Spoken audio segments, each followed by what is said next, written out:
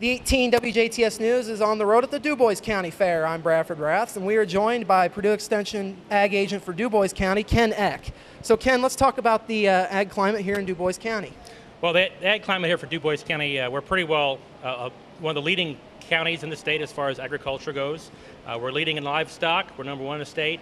We're about fourth or fifth overall in the state right now. A lot of that's come about. We used to be number one in the state, but because of the high prices of corn and soybeans, other states that are more crop-based have kind of surpassed us for now. Okay. So moving forward, last year we had a lot of issues with drought. Kind of talk about how that hit here in this county with the all the drought we had last year. Okay. Well, last year we had some drought here in the county, like you said. A lot of the crops we had, when we could, like corn, for example, we tried to convert that into some of the livestock feed we needed to replace the hay that was missing. A lot of people chopped the silage. They lost the corn crop, but they still had a chance to use that in some way. So a lot of guys came through it with some challenges, but they were able to kind of turn lemons into lemonade in some cases. Of course, they would like it a lot better. A lot of people did also have crop insurance and other things just in case.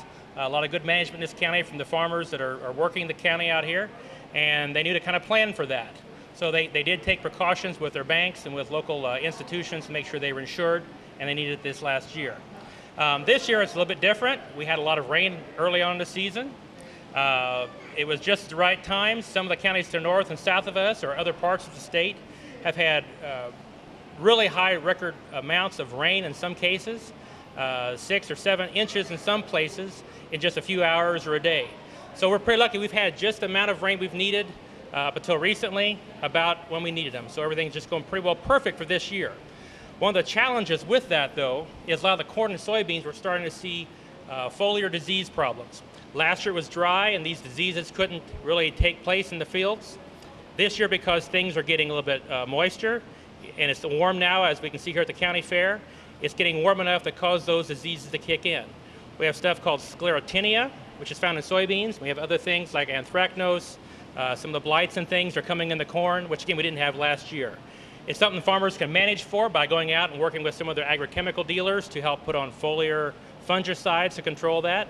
But overall, the crops look pretty good. We've had some problems with nitrogen loss from early rain, but overall, the county is doing pretty good as a whole.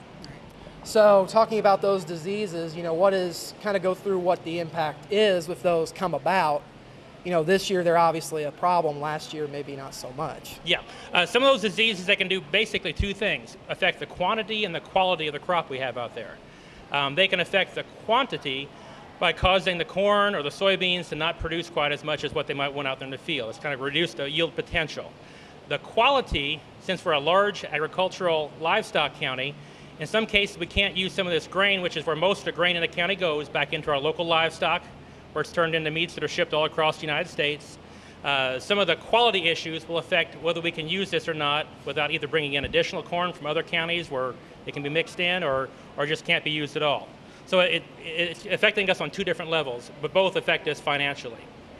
So how's everybody this year as far as, I know we continue to hear the state reports come out about X amount of corn, we're behind planting pace, et cetera, et cetera. How's that been?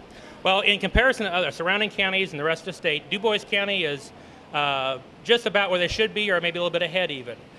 We've been very fortunate. A lot of surrounding counties have large rivers, like along the Wabash, where they've been flooded, so they couldn't get all the planting in time. Again, we've also had more rain than we've had in some cases. Early on, there was a lot of stuff planted in the very early seasons, with corn especially. And then we had some wet times in there where we really couldn't get a lot of corn planted, or soybeans either.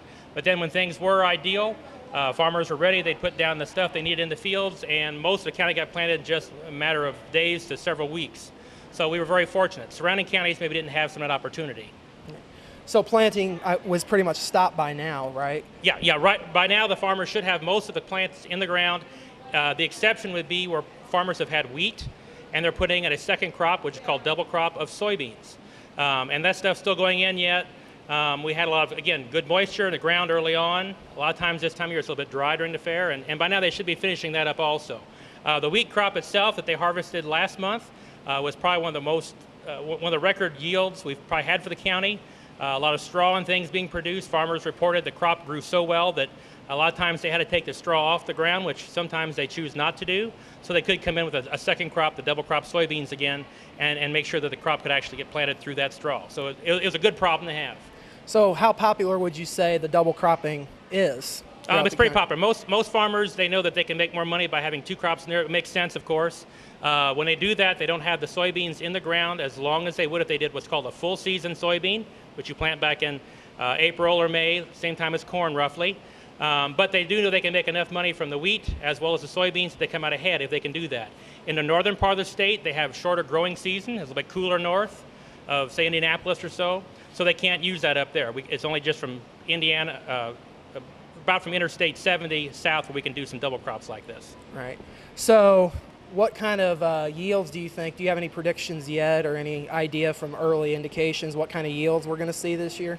Not really for corn or soybeans. I mean, the spigot could turn off during the fair and we not see any rain again the rest of the year.